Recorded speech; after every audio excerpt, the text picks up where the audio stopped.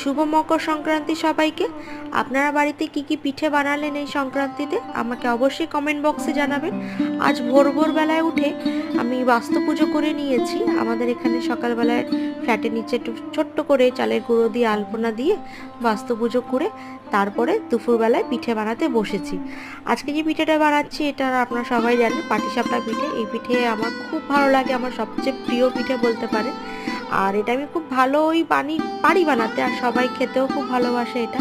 এই দেখুন কি চটজলদি হয়ে যাচ্ছে। মোটামুটি অনেক কয়েকটাই বানিয়েছিলাম।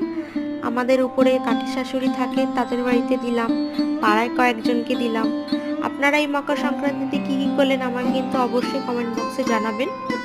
সত্যি কথা বলতে আমি তো একটু খাদ্যরসিক মানুষ, যেরকম খেতে ভালোবাসি ওরকম খাওয়াতেও খুব ভালোবাসি।